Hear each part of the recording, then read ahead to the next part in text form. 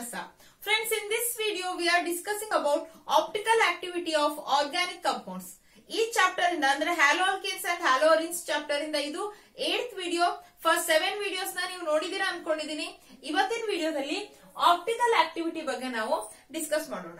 So if you consider the optical activity of organic compounds, basically you have to know about plane polarized light. Here, if you consider any ordinary source of light like a bulb or torch etc., the light emitted by this ordinary source or the ordinary light has the vibrations in all the direction. Ordinary light has vibrations in all the directions, and if you pass this ordinary light through an equipment called Nicol prism, if you pass the ordinary light which has the vibrations in all the direction through an equipment called Nicol prism, then the vibrations are restricted to only one plane. This light is called plane polarized light. Here this light has the vibrations in only one direction or in only one plane. It is called plane polarized light. So ನೀವು ordinary light ಅಂತ ತಗೊಂಡ್ರೆ vibrations ಏನಾಗುತ್ತೆ, ಎಲ್ಲಾ direction ಅಲ್ಲೂ vibrations ಅಥವಾ oscillations ಇರುತ್ತೆ. ಈ light ನ ನಿಕೋಲ್ ಪ್ರಿಸಮ್ ಥ್ರೂ ಪಾಸ್ ಮಾಡಿದ್ರೆ ಏನಾಗುತ್ತೆ, ಈ ವೈಬ್ರೇಷನ್ಸ್ ಎಲ್ಲ ಒಂದೇ ಪ್ಲೇನ್ ಗೆ ರಿಸ್ಟ್ರಿಕ್ಟ್ ಆಗುತ್ತೆ, ಹಾರಿಸಾಂಟಲ್ ಆರ್ ವರ್ಟಿಕಲ್. ಸೊ ಈ ಏನ್ ರಿಸ್ಟ್ರಿಕ್ಟ್ ಆಗಿದೆ ವೈಬ್ರೇಷನ್ಸ್, ಇದನ್ನ ನಾವು ಪ್ಲೇನ್ ಪೋಲರೈಸ್ಡ್ ಲೈಟ್, ಒಂದೇ ಪ್ಲೇನ್ ಗೆ ರಿಸ್ಟ್ರಿಕ್ಟ್ ಆಗಿದೆ ಅಲ್ವಾ, ಸೊ ಇದನ್ನ ಪ್ಲೇನ್ ಪೋಲರೈಸ್ಡ್ ಲೈಟ್ ಅಂತ ಕರಿತೀವಿ. ಒಂದು ಆರ್ಗ್ಯಾನಿಕ್ ಕಂಪೌಂಡ್ ಆಪ್ಟಿಕಲಿ ಆಕ್ಟಿವ್ ಇದೆಯೋ ಇಲ್ಲೋ ಅಂತ ನೋಡೋದಕ್ಕೆ ನಾವು ಯೂಸ್ ಮಾಡೋದು ಏನಂತಂದ್ರೆ ಈ plane polarised light. Then so next step ಏನಂತಂದ್ರೆ, let me consider aqueous solution of organic compound. Here, if I pass this plane polarized light through the aqueous solution of organic compound, some organic compounds have special capacity to rotate the plane of plane polarized light, and that capacity is called optical activity.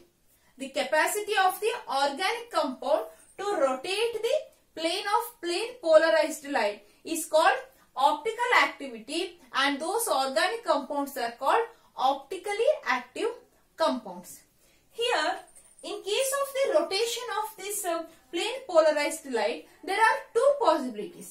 Either the organic compound rotate the plane polarized light towards right direction or in clockwise direction, or the organic compound can rotate the plane towards left direction or in anti-clockwise direction. So there are two possibilities. If the organic compound rotates the plane of the plane polarized light towards right, then it is called dextrorotatory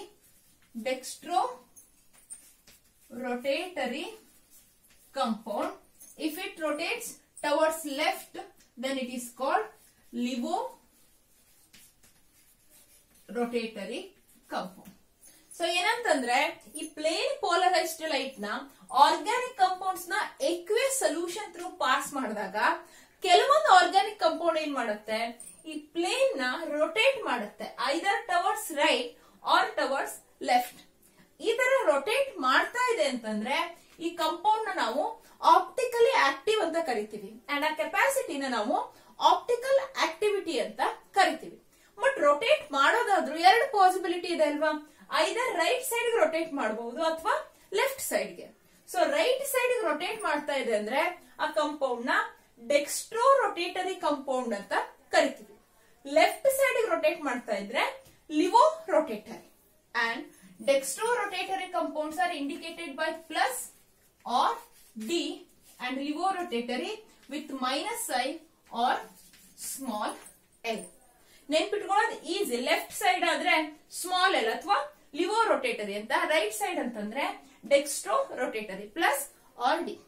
and the rotatory power of organic compounds are expressed in terms of specific rotation alpha.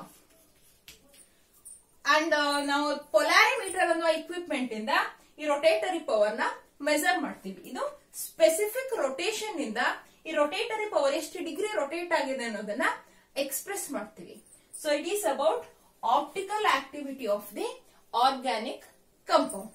The next question is, what is the criteria for an organic compound to become optically active? Here, if you look at the criteria for an organic compound to become optically active, the basic condition is the compound must have at least one chiral carbon. To exhibit optical activity, the compound must have at least one chiral carbon or asymmetric carbon. Here, chiral carbons are the carbon atom which are bounded to 4 different groups. Here, if you consider this carbon atom, it is attached to CH3, OH, H and C2H5. So, all the 4 are different groups. So, it is asymmetric carbon or chiral carbon. Sometimes chiral carbon is termed as stereo center also. So, chiral carbon ಅಂತಂದ್ರೆ ಏನು? Carbon atom 4 different groups ಗೆ attach ಆಗಿದ್ರೆ CH3, OH, H, C2H5 all the 4 are different ಅಲ್ವಾ? So ಈ ತರ carbon ನಾವು chiral carbon ಅಂತ ಕರಿತೀವಿ. ಒಂದು ಆರ್ಗ್ಯಾನಿಕ್ ಕಂಪೌಂಡ್ ಆಪ್ಟಿಕಲಿ ಆಕ್ಟಿವ್ ಇರ್ಬೇಕಂತಂದ್ರೆ ಅಟ್ ಲೀಸ್ಟ್ ಒಂದಾದ್ರೂ ಕೈರಲ್ ಕಾರ್ಬನ್ ಅಲ್ಲಿ ಇರ್ಬೇಕು. ಇದನ್ನ ನಾವು ಅಸಿಮೆಟ್ರಿಕ್ ಕಾರ್ಬನ್ ಅಂತಾನು ಕರಿತೀವಿ. So next term chiral objects. Chiral objects. So ನೀವು ಇಲ್ಲಿ ಈ ಚಾಪ್ಟರ್ ಅಲ್ಲಿ ಸ್ಟೀರಿಯೋಕೆಮಿಕಲ್ ಆಸ್ಪೆಕ್ಟ್ಸ್ ಅಥವಾ ಆಪ್ಟಿಕಲ್ ಆಕ್ಟಿವಿಟಿ ಬಗ್ಗೆ ಸ್ಟಡಿ ಮಾಡುವಾಗ ಸಮ್ ಇಂಪಾರ್ಟೆಂಟ್ ಟರ್ಮ್ಸ್ ನ ಸ್ಟಡಿ ಮಾಡ್ತೀರಾ. ಕೈರಲ್ ಆಬ್ಜೆಕ್ಟ್ಸ್ ಆಗಿರ್ಬೋದು, ದೆನ್ ಎನಾನ್ಶಿಯೋಮಾಸ್ ಅಂತ. ಸೊ ಫಸ್ಟ್ ಏನಂತಂದ್ರೆ chiral objects. So here what are chiral objects ಅಂತ ನೋಡಿದ್ರೆ, chiral objects are those objects which are mirror images of each other but they are non superimposable. ಏನಿದು mirror images of each other but non superimposable ಅಂತಂದ್ರೆ, just imagine if I hold my right hand in front of a mirror, then what I seen in the mirror is my left hand. So for right hand, left hand is the mirror image and for left hand, right hand is the mirror image. So these two are mirror images of each other. So to become chiral objects, these two are mirror images. Next condition is whether they are non-superimposable or superimposable. Let me check. Here these two are mirror images of each other. Then if I try to superimpose my left hand on my right hand, then these two are non-superimposable. Superimpose ಆಗೋದಂದ್ರೇನು? ನಿಮ್ಗೆ ಇಲ್ಲಿ ಮತ್ತೊಂದು ಕೈ ಇದೆ ಅಂತ ಗೊತ್ತೂ ಆಗಬಹುದು, exact ಆಗಿ ಇವೆರಡು ಜಾಯಿನ್ ಆಗ್ತಾ ಇದೆ ಅಂತಂದ್ರೆ ಸೂಪರ್ ಇಂಪೋಸಿಬಲ್ ಅಂತ ಕರಿತೀವಿ. ಸೊ ಕೈರಲ್ ಆಬ್ಜೆಕ್ಟ್ಸ್ ಅಂತಂದ್ರೆ ಮಿರರ್ ಇಮೇಜಸ್ ಆಗಿರ್ಬೇಕು, ಆದ್ರೆ ನಾನ್ ಸೂಪರ್ ಇಂಪೋಸಿಬಲ್ ಆಗಿರ್ಬೇಕು. ನೀವೀಗ ರೈಟ್ ಹ್ಯಾಂಡ್ ನ ಮಿರರ್ ಅಲ್ಲಿ ನೋಡಿದ್ರೆ ಲೆಫ್ಟ್ ಹ್ಯಾಂಡ್ ಅಂತ ಕಾಣುತ್ತಲ್ವಾ? ಸೊ ಇವೆರಡು mirror images of each other ಹೌದು, ಆದ್ರೆ ನಾನ್ ಸೂಪರ್ ಇಂಪೋಸಿಬಲ್ ಇದೆ. So our hands R example for chiral objects. So this property is called chirality. Then there are some objects which are mirror images of each other and they are superimposable. Those objects are called achiral objects. For example, let me consider this chalk piece. If I hold this chalk piece in front of a mirror, then what I see in the mirror is chalk piece itself. Of course, chalk piece na mirror alli nodidre chalk piece kaanbekalla. So these two are mirror images of each other. If I try to superimpose one chalk piece on the other, these two are perfectly superimposable.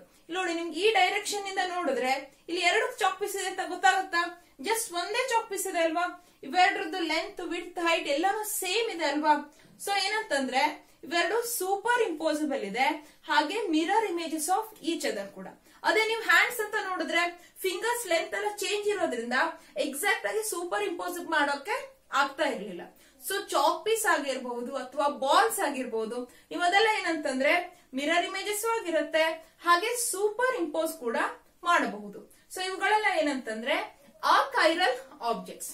ಅದೇ hands ಅಂತ ತಗೊಂಡ್ರೆ hands ಏನು mirror images of each other ಹೌದು, but non super impossible.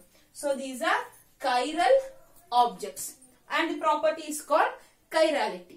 Then some organic compounds which are chiral molecules exhibit optical activity. So chiral molecule ಇದೆ ಅಂತಂದ್ರೆ ಆ compound ಕೂಡ ಏನಂತಂದ್ರೆ ಆಪ್ಟಿಕಲ್ ಆಕ್ಟಿವಿಟಿನ ಎಕ್ಸಿಬಿಟ್ ಮಾಡುತ್ತೆ. So next very important term that is ಎನಾನ್ಶಿಯೋಮಸ್.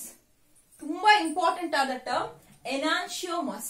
So ಎನಾನ್ಶಿಯೋಮಸ್ ಅಂತಂದ್ರೆ isomers ಆಗಿರುತ್ತೆ. ನೀವು ಈಗಾಗಲೇ ಐಸೋಮರ್ಸ್ ಬಗ್ಗೆ ಫಸ್ಟ್ ಪಿ ನಲ್ಲಿ ಸ್ಟಡಿ ಮಾಡಿದ್ರಿ ಅಲ್ವಾ. ಸೊ ಐಸೋಮರ್ಸ್ ಅಂತಂದ್ರೇನು ಸೇಮ್ ಮೊಲಿಕ್ಯುಲರ್ ಫಾರ್ಮುಲಾ ಇರುತ್ತೆ, ಬಟ್ ಡಿಫರೆಂಟ್ ಪ್ರಾಪರ್ಟೀಸ್ ಇರುತ್ತೆ, ಆರ್ ಡಿಫರೆಂಟ್ ಸ್ಟ್ರಕ್ಚರ್ಸ್ ಇರುತ್ತೆ ಕೆಲವೊಂದ್ಸಲ.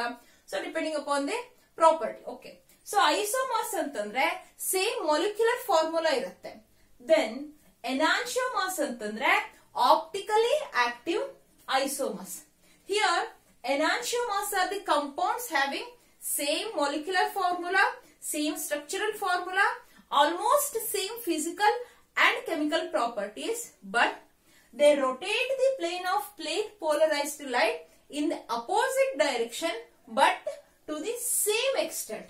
enantiomers ಅಂತಂದ್ರೆ ಏನು, ಯಾವುದೋ ಒಂದು ಎರಡು ಕಂಪೌಂಡ್ ಏನಾಗುತ್ತೆ ಸೇಮ್ ಮೊಲಿಕ್ಯುಲರ್ ಫಾರ್ಮುಲಾ ಇರುತ್ತೆ, ಸೇಮ್ ಸ್ಟ್ರಕ್ಚರಲ್ ಫಾರ್ಮುಲಾ ಕೂಡ ಇರುತ್ತೆ, ಫಿಸಿಕಲ್ ಅಂಡ್ ಕೆಮಿಕಲ್ ಪ್ರಾಪರ್ಟೀಸ್ ಕೂಡ ಆಲ್ಮೋಸ್ಟ್ ಸೇಮ್ ಇರುತ್ತೆ, ಬಟ್ ಪ್ಲೇನ್ ಪೋಲರೈಸ್ಡ್ ಲೈಟ್ ನ ಏನು ಅಪೋಸಿಟ್ ಡೈರೆಕ್ಷನ್ ನಲ್ಲಿ ರೊಟೇಟ್ ಮಾಡುತ್ತೆ. ಸೊ ಒಂದು ರೈಟ್ ಸೈಡ್ ರೊಟೇಟ್ ಮಾಡಿದ್ರೆ ಒಂದು ಲೆಫ್ಟ್ ಸೈಡ್ಗೆ.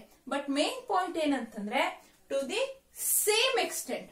ಸೊ ಇಲ್ಲಿ ಎರಡು ಐಸೋಮರ್ ಅಲ್ಲಿ ಒಂದು ಐಸೋಮರ್ ಸಪೋಸ್ ಅದು ಡೆಕ್ಸ್ಟ್ರೋ ರೊಟೇಟರ್ ಇದ್ರೆ ಎಷ್ಟು ಡಿಗ್ರಿ ರೈಟ್ ಸೈಡ್ ರೊಟೇಟ್ ಮಾಡುತ್ತೋ ಸೇಮ್ ಎಕ್ಸ್ಟೆಂಟ್ ಏನಂತಂದ್ರೆ ಲಿವೋ ರೊಟೇಟರ್ ಇರೋದು ಲೆಫ್ಟ್ ಸೈಡ್ಗೆ ರೊಟೇಟ್ ಮಾಡುತ್ತೆ. ಅಂತ ಕಂಪೌಂಡ್ಸ್ ನ ನಾವು ಎನಾನ್ಶಿಯೋಮರ್ಸ್ ಅಂತ ಕರಿತೀವಿ. ಸೊ ಎಕ್ಸಾಂಪಲ್ ಆಗಿ ಏನು, ನಾವು ಲ್ಯಾಕ್ಟಿಕ್ ಆಸಿಡ್ ನ ಎಕ್ಸಾಂಪಲ್ ಆಗಿ ತಗೋಬಹುದು. CH3 CHOH COOH. ಸೊ ಇದನ್ನ 2-hydroxy ಪ್ರೊಪೆನೋಯಿಕ್ ಆಸಿಡ್ ಅಂತಾನು ಕರಿಬಹುದು, और ಕಾಮನ್ ನೇಮ್ ಅಲ್ಲಿ lactic acid. So let me draw the structure.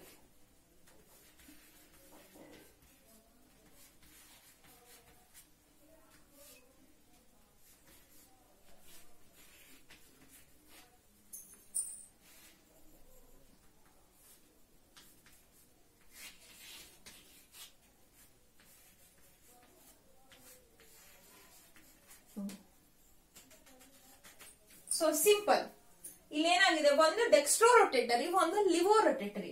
ಇವೆರಡು ಕಂಪೌಂಡ್ ನೋಡಿದ್ರೆ ಸೇಮ್ ಮಾಲಿಕ್ಯುಲರ್ ಫಾರ್ಮುಲಾ ಇದೆ, ಸೇಮ್ ಸ್ಟ್ರಕ್ಚರಲ್ ಫಾರ್ಮುಲಾ ಇದೆ. COOH CHOH CH3 same molecular formula and same structural formula. But ಇಲ್ಲೇನಂತಂದ್ರೆ ನೀವಿಲ್ಲಿ mirror images of each other ಅಲ್ವಾ. Optically active isomers which are mirror images of each other. Simple, ನಿಮಗೆ ಇಲ್ಲೊಂದು mirror ನೋಡಿದ್ರೆ ಈ H ಏನಾಗುತ್ತೆ, H and OH position ನೋಡಿದ್ರೆ ಗೊತ್ತಾಗುತ್ತೆ ಇವೆರಡು mirror images of each other ಅಂತ. ನಿಮ್ಗೆ ಅಥವಾ ಈ ಮೊಲಿಕ್ಯೂಲ್ ನೋಡಿದ್ರೆ ಗೊತ್ತಾಗಲ್ಲ ಅಂತಂದ್ರೆ COH and CH3 position same ಇದೆ ಅಲ್ವಾ. ಸಿಂಪಲ್, ನೀವೀಗ ಒಂದ್ ಕೈ ವಾಚ್ ಕಟ್ಕೊಂಡು ಮಿರರ್ ಎದುರುಗಡೆ ಕೈ ಹೀಗೆ ಹಿಡಿದ್ರೆ ಏನಾಗುತ್ತೆ, ಮಿರರ್ ಅಲ್ಲಿ ನೋಡಿದ್ರೆ ನಿಮ್ಗೆ ನೀವಿಲ್ಲಿ ಲೆಫ್ಟ್ ಹ್ಯಾಂಡ್ ವಾಚ್ ಕಟ್ಕೊಂಡಿದ್ರೆ ಮಿರರ್ ಅಲ್ಲಿರೋ ಮನುಷ್ಯ ಏನಂತಂದ್ರೆ ರೈಟ್ ಹ್ಯಾಂಡ್ ವಾಚ್ ಕಟ್ಕೊಂಡಿರ್ತಾನಲ್ವಾ. ಸೇಮ್ ವೇ H ಗ್ರೂಪ್ ಈ ಕಡೆ ಇದೆ, OH ಗ್ರೂಪ್ ಈ ಕಡೆ ಇದೆ. ಈ ಮಾಲಿಕ್ಯೂಲ್ ನ ಮಿರರ್ ಇಮೇಜ್ ಅಂತಂದ್ರೆ ಏನು, H ಈ ಕಡೆ ಇದೆ, OH ಆ ಕಡೆ. So these two are mirror images of each other and these two are example for enantiomers. ಇಲ್ಲಿ ಲ್ಯಾಕ್ಟಿಕ್ ಆಸಿಡ್ ಅಲ್ಲಿ ದೆನ್ ಒನ್ ಇಂಪಾರ್ಟೆಂಟ್ ಪಾಯಿಂಟ್ ಅಂತಂದ್ರೆ ಇಲ್ಲಿ ಕೈರಲ್ ಕಾರ್ಬನ್ ಇದೆ ಅಂತ ನೋಡ್ಬೇಕಲ್ವಾ. ಈಗಷ್ಟೇ ಹೇಳಿದ್ದೆ ಏನು, in order to exhibit optical activity one organic compound must have at least one chiral carbon. ಈ ಮಾಲಿಕ್ಯೂಲ್ ಅಲ್ಲಿ ಕೈರಲ್ ಕಾರ್ಬನ್ ಇದೆಯಾ.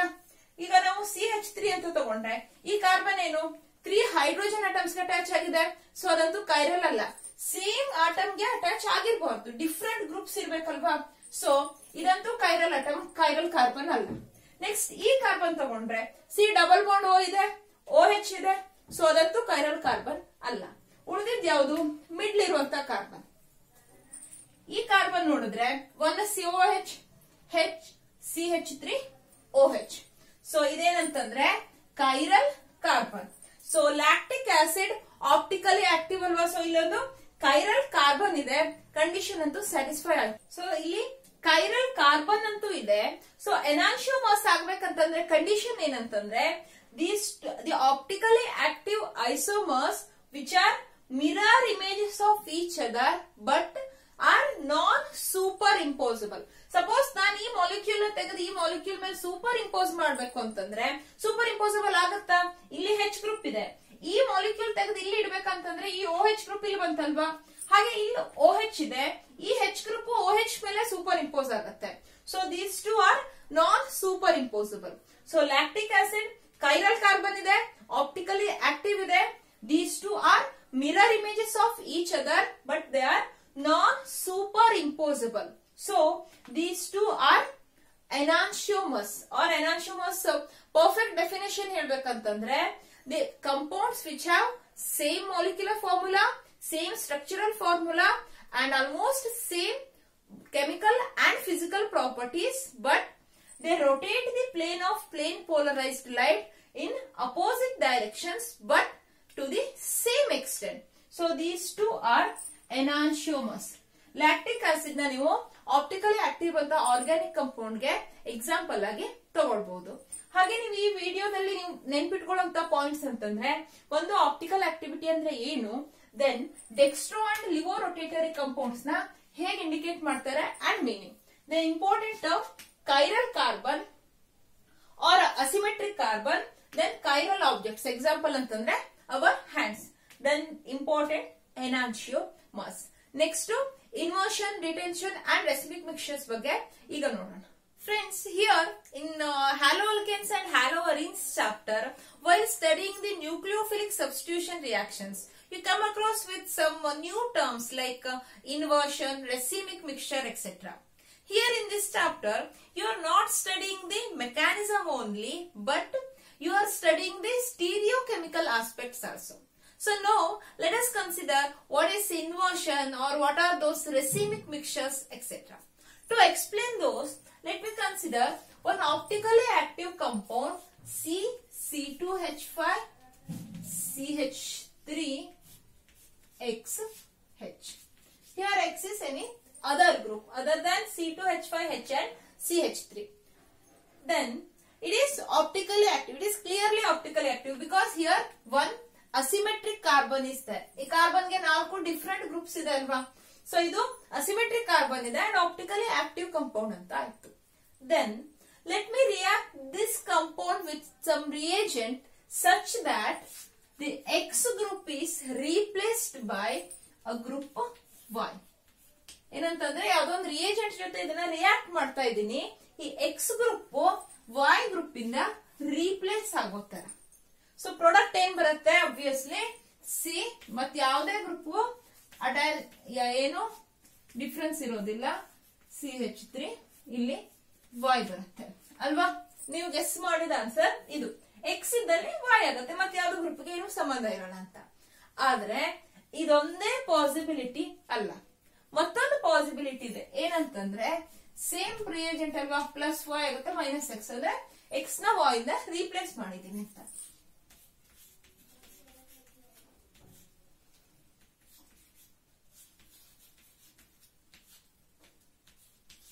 ಇದೊಂದು ಪಾಸಿಬಿಲಿಟಿ ಇದೆ ಅಲ್ವಾ? ಸೊ ಇಲ್ಲಿ ಕಂಪೌಂಡ್, ಇವೆರಡು ಕಂಪೌಂಡ್ ನೋಡಿದ್ರೆ ಮತ್ತೇನು ಡಿಫರೆನ್ಸ್ ಇಲ್ಲ, ಮೊಲಿಕ್ಯುಲರ್ ಫಾರ್ಮುಲಾ, ಸ್ಟ್ರಕ್ಚರಲ್ ಫಾರ್ಮುಲಾ ಎಲ್ಲ ಚೇಂಜ್ ಇದೆ. Just Y and H position ಅಲ್ಲಿ ಡಿಫರೆನ್ಸ್ ಇದೆ. With respect to asymmetric carbon ಏನಂತಂದ್ರೆ ಇಲ್ಲಿ ಗ್ರೂಪ್ಸ್ ಎಕ್ಸ್ಚೇಂಜ್ ಆಗಿದೆ, spatial arrangement of the groups change ಆಗಿದೆ. ಸೊ ಒಂದು ರಿಯಾಕ್ಷನ್ ಮಾಡಿದೀವಿ ಈ ರೀತಿ ಅಂತಂದ್ರೆ, just X replace by Y reaction ಇದೆ ಅಂತಂದ್ರೆ ಇಲ್ಲಿ ಈ ರೀತಿ ಪಾಸಿಬಿಲಿಟೀಸ್ ಇದೆ. ಆಕ್ಚುಲಿ ಇದು ಎರಡಲ್ಲ, ಇನ್ನೊಂದು ಪಾಸಿಬಿಲಿಟಿ ಇದೆ, ಇದನ್ನ ಆಮೇಲೆ ನೋಡೋಣ.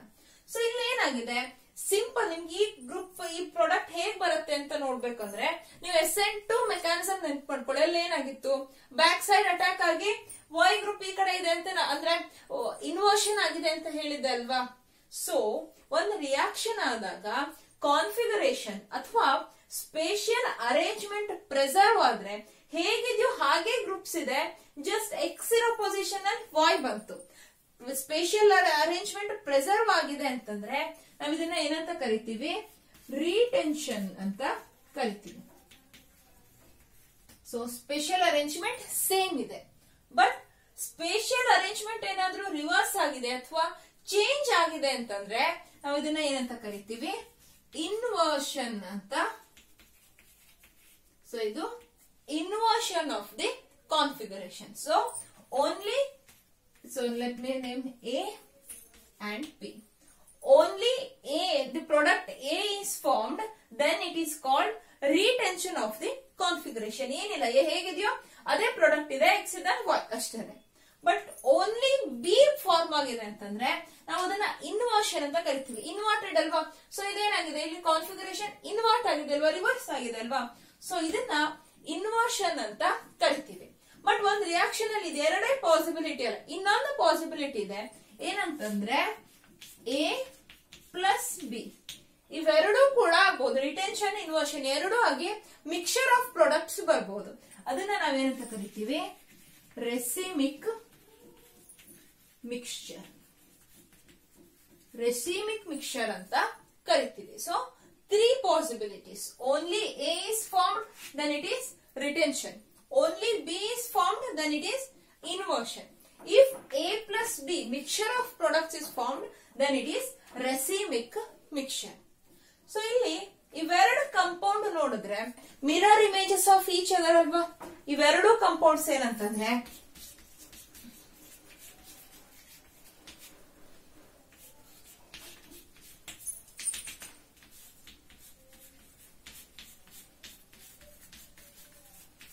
CH3.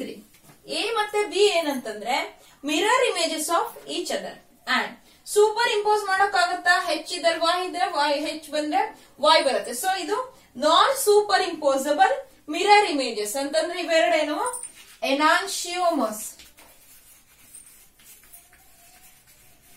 So here these two products produced by retention and inversion are enantiomers. So ಈ ಪ್ರಾಡಕ್ಟ್ ಫಾರ್ಮ್ ಆಗಿದೆ ಏನಾಯ್ತು, ಮಿಕ್ಸ್ಚರ್ ಆಫ್ ಎನಾನ್ಶಿಯೋಮರ್ಸ್ ಅಂತ ಆಯ್ತಲ್ವಾ. ಸಪೋಸ್ ಇದೇನಾದ್ರೂ 50% ಮಿಕ್ಸ್ಚರ್ ಆಗಿದ್ರೆ, ರೆಸಿಮಿಕ್ ಮಿಕ್ಸ್ಚರ್ ಅಂತಂದ್ರೆ ಏನು, 50% ಮಿಕ್ಸ್ಚರ್. ಇಲ್ಲಿ 50% ಡೆಕ್ಸ್ಟ್ರೋ ರೊಟೇಟರಿ ಇರುತ್ತೆ, 50% ಲಿವೋ ರೊಟೇಟರಿ ಇರುತ್ತೆ. ಅಂದ್ರೆ ಡೆಕ್ಸ್ಟ್ರೋ ರೊಟೇಟರಿ ಅಂದ್ರೆ ಇನ್ವರ್ಷನ್ ಆದಾಗ ಡೆಕ್ಸ್ಟ್ರೋ ರೊಟೇಟರಿ ಅಥವಾ ಲಿವೋ ರೊಟೇಟರಿ ಫಾರ್ಮ್ ಆಗಿರುತ್ತಲ್ವಾ. ಇನ್ವರ್ಷನ್ ಅಂಡ್ ರಿಟೆನ್ಷನ್ ಏನಂತಂದ್ರೆ ಎನಾನ್ಶಿಯೋಮರ್ಸ್. ಇಲ್ಲಿ ಒಂದು ಡೆಕ್ಸ್ಟ್ರೋ ರೊಟೇಟರಿ, ಒಂದು ಲಿವೋ ರೊಟೇಟರಿ ಆಗಿರುತ್ತೆ. ಬಟ್ ರೆಸಿಮಿಕ್ ಮಿಕ್ಸ್ಚರ್ ಅಲ್ಲಿ 50% ಮಿಕ್ಸ್ಚರ್ ಆಗಿರುತ್ತೆ. ಇವೆರಡರದ್ದು 50% ಈಕ್ವಲ್ ಅಮೌಂಟ್ ಅಲ್ಲಿ ಇರುತ್ತೆ ಅಂತಂದ್ರೆ ಆಪ್ಟಿಕಲ್ ಆಕ್ಟಿವಿಟಿ ಏನಾಗುತ್ತೆ, racemic mixture is nothing but the 50% mixture of the product formed by inversion and retention. Or simple ಆಗಿ ಹೇಳ್ಬೇಕಂತಂದ್ರೆ it is the mixture of enantiomers in equal proportions. Equal proportions ಅಲ್ಲಿರುವಂತ mixture. ನೀವೀಗ optical activity ಅಂತ ತಗೊಂಡ್ರೆ ಇಲ್ಲೇನಾಗುತ್ತೆ, ನೀವು simple ಈಗ ಒಂದು ಈ ಚಾಕ್ ಪೀಸ್ ಅಂತ ತಗೊಂಡ್ರೇನೆ, ನಾನು ಈ ಕಡೆಯಿಂದ ಫೋರ್ಸ್ ಅಪ್ಲೈ ಮಾಡಿದ್ರೆ ಚಾಕ್ ಪೀಸ್ ಏನಾಗುತ್ತೆ, ಆ ಕಡೆ ಬಾಗತ್ತೆ. ಆದ್ರೆ ಹೀಗಿದ್ದಾಗ ಆ ಕಡೆಯಿಂದ ಫೋರ್ಸ್ ಅಪ್ಲೈ ಮಾಡಿದ್ರೆ ಈ ಕಡೆ ಬಾಗತ್ತೆ. ಸಪೋಸ್ ಎರಡೂ ಕಡೆಯಿಂದ ಈಕ್ವಲ್ ಫೋರ್ಸ್ ಅಪ್ಲೈ ಆಗ್ತಾ ಇದೆ ಅಂದ್ರೆ ಏನು, ಚಾಕ್ ಪೀಸ್ ಹೇಗಿದೆಯೋ ಹಾಗೆ ಇರುತ್ತಲ್ವಾ. ಅಥವಾ ಈ ಕಡೆಯಿಂದ ಫೋರ್ಸ್ ಅಪ್ಲೈ ಮಾಡಿದಾಗ ಇಷ್ಟು ಬಾಗಿತ್ತು, ಈಕ್ವಲ್ ಅಮೌಂಟ್ ಫೋರ್ಸ್ ನ ಈ ಕಡೆಯಿಂದ ಅಪ್ಲೈ ಮಾಡಿದೆ ಅಂತಂದ್ರೆ ಎಕ್ಸಾಕ್ಟ್ಲಿ ಮುಂಚೆ ಎಲ್ಲಿತ್ತು ಅಲ್ಲೇ ಬಂದು ನಿಂತ್ಕೊಳ್ಳುತ್ತಲ್ವಾ. ಇಲ್ಲಿ ಕೂಡ ರೆಸಿಮಿಕ್ ಮಿಕ್ಸ್ಚರ್ ಅಲ್ಲಿ ಕೂಡ ಹಾಗೆ ಆಗುತ್ತೆ. ಒಂದು ಕಂಪೌಂಡ್ ನ ರೊಟೇಟರಿ ಪವರ್ ಮತ್ತೊಂದು ಕಂಪೌಂಡ್ ನ ರೊಟೇಟರಿ ಪವರ್ ಇಂದ ಏನಾಗುತ್ತೆ, ಅದು ಕ್ಯಾನ್ಸಲ್ ಆಗ್ಬಿಡುತ್ತೆ. ಈಗ ಇಲ್ಲಿ ಎನಾನ್ಶಿಯೋಮರ್ಸ್ ಅಲ್ಲಿ ಎ ಅಂಡ್ ಬಿ ಇದೆ ಅಲ್ವಾ. ಸಪೋಸ್ ಎ ಕಂಪೌಂಡ್ 1 ಡಿಗ್ರಿ ಅಷ್ಟು ರೈಟ್ ಸೈಡ್ ರೊಟೇಟ್ ಮಾಡಿದೆ ಅಂತಂದ್ರೆ ಬಿ ಏನ್ ಮಾಡುತ್ತೆ, ಸೇಮ್ ಎಕ್ಸ್ಟೆಂಟ್ ಗೆ ಅಪೋಸಿಟ್ ಡೈರೆಕ್ಷನ್ ರೊಟೇಟ್ ಮಾಡುತ್ತಲ್ವಾ ಎನಾನ್ಶಿಯೋಮರ್ ಆಗಿರೋದ್ರಿಂದ. ಸೊ 1 ಡಿಗ್ರಿ ಮತ್ತೆ ಅದು ಲೆಫ್ಟ್ ಸೈಡ್ ರೊಟೇಟ್ ಮಾಡ್ತು ಅಂತಂದ್ರೆ ಏನು, ಪ್ಲೇನ್ ಹೇಗಿತ್ತು ಹಾಗೆ ಇರುತ್ತೆ. ಸೊ ರೆಸಿಮಿಕ್ ಮಿಕ್ಸ್ಚರ್ಸ್ ಅಂತ ಏನಂತಂದ್ರೆ ಆಪ್ಟಿಕಲಿ ಇನ್ಆಕ್ಟಿವ್ ಆಗಿರುತ್ತೆ. ಸೊ ನಾವ್ ಇದನ್ನ DL ಅಂತ ಆರ್ ಪ್ಲಸ್ ಮೈನಸ್ ಈ ರೀತಿ ಅದನ್ನ ಏನಂತಂದ್ರೆ ಇಂಡಿಕೇಟ್ ಮಾಡ್ತೀವಿ. So retention of the configuration, inversion of the configuration, then racemic mixture. So racemic mixture is nothing but the mixture of enantiomers in equal proportions which is optically inactive because rotatory power of one enantiomer is cancelled by the rotatory power of the other. So ಇಲ್ಲೇನಾಗುತ್ತೆ 50% mixture ಆಗಿರುತ್ತೆ, optically inactive ಇರುತ್ತೆ. ಇದನ್ನ ಈ ರೀತಿ indicate ಮಾಡ್ತೀವಿ. So friends, ಇವಿಷ್ಟು stereochemical aspects and about optical activity. ಈ ವಿಡಿಯೋದಲ್ಲಿ ಹೇಳಿದ್ದು ನಿಮ್ಗೆ ಅರ್ಥ ಆಗಿದೆ ಅನ್ಕೊಂಡಿದೀನಿ. ಏನಾದ್ರು ಡೌಟ್ ಇದ್ರೆ ಕಮೆಂಟ್ ಮಾಡಿ. ಹಾಗೆ ಈ ವಿಡಿಯೋ ಬಗ್ಗೆ ನಿಮ್ಮ ಒಪಿನಿಯನ್ ಕಮೆಂಟ್ ಮಾಡಿ. ಈ ವಿಡಿಯೋನ ಲೈಕ್ ಮಾಡಿ, ನಿಮ್ಮ ಫ್ರೆಂಡ್ಸ್ ಜೊತೆ ಶೇರ್ ಮಾಡಿ. ಹಾಗೆ ನನ್ನ ಚಾನಲ್ಗೆ ಸಬ್ಸ್ಕ್ರೈಬ್ ಮಾಡಿ. Thank you.